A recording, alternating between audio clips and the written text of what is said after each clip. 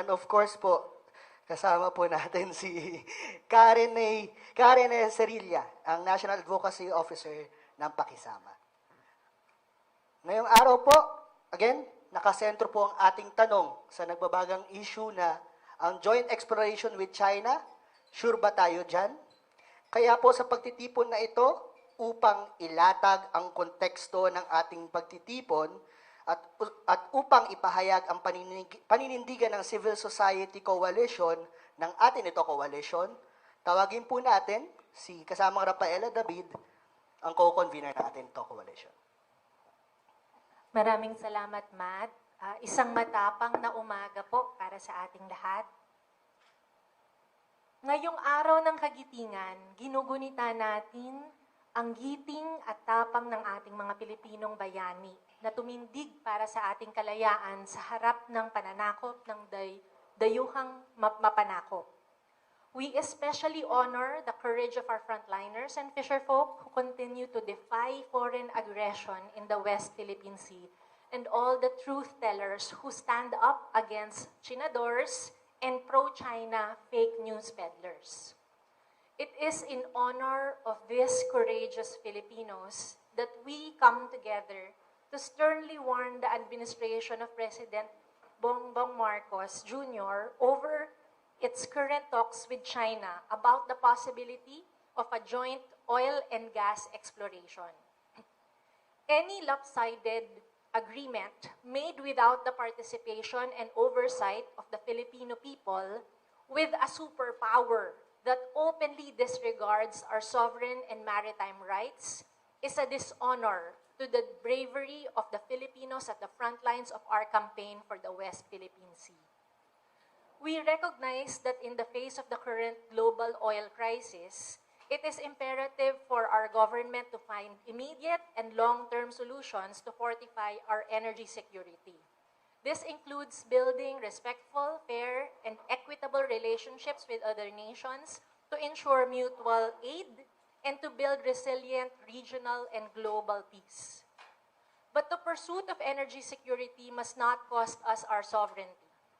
The government must protect us from predatory agreements with global superpowers like China, which is exploiting this crisis as an opportunity to coerce us to make dangerous concessions that will cost us our seas.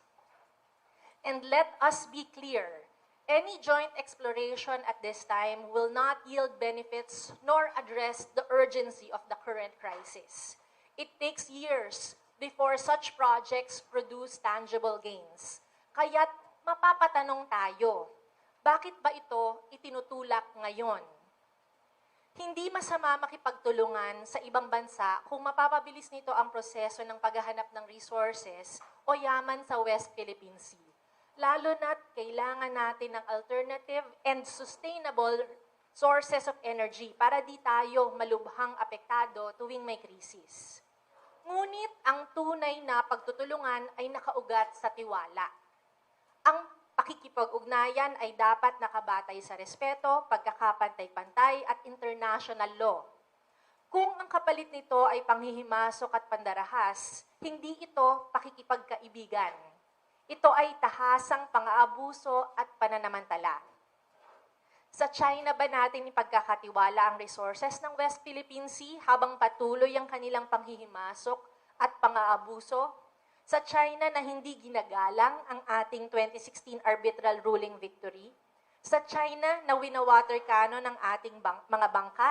Tinataboy ang ating mga mangingisda? Tinatakot ang ating mga opisyal? At nag-eespiya sa ating pamahalaan? Paano natin maituturing na partner ang isang bansang paulit-ulit na inaapi ang ating mga mangingisda at lumalabag sa ating soberanya, karapatang pandagat at teritoryo? Our message to the government is clear.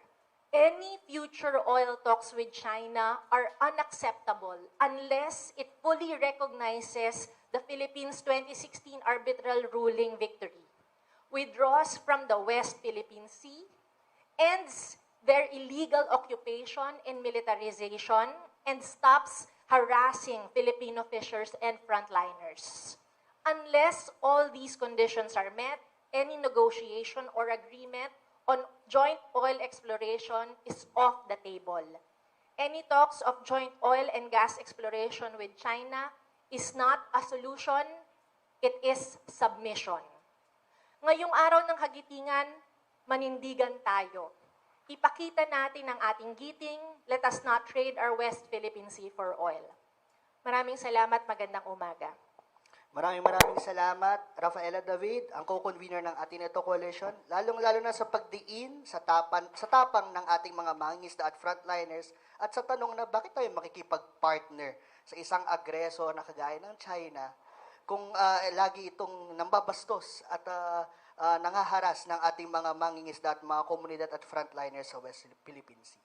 Ngayon naman po, upang mas maunawaan natin ang malalim na kontekstong historical at legal ng joint exploration mula po sa panahon ni na dating Pangulong Arroyo, Duterte, ngayon naman sa kasalukuyang administrasyong Marcos Jr., we now hear from our respected voice in international and constitutional law, discussing comprehensively the history and legal issues of the joint oil exploration talks with China, again, with Arroyo, Duterte, and the now Marcos Jr. administration. We call on retired Supreme Court Senior Associate Justice Antonio Carpio.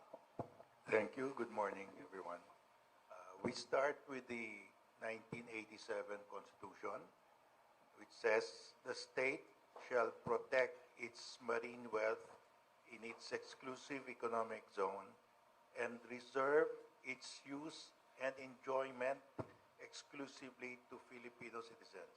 So, the exclusive economic zone, the use and enjoyment of the exclusive economic zone is reserved exclusively to Filipino citizens. That is the Philippine Constitution. That's the directive. And under UNCLOS, the UN Convention on the Law of the Sea, the adjacent coastal state has the exclusive sovereign right to exploit all the natural resources in its exclusive economic zone. In the West Philippine Sea, the Philippines is the adjacent coastal state.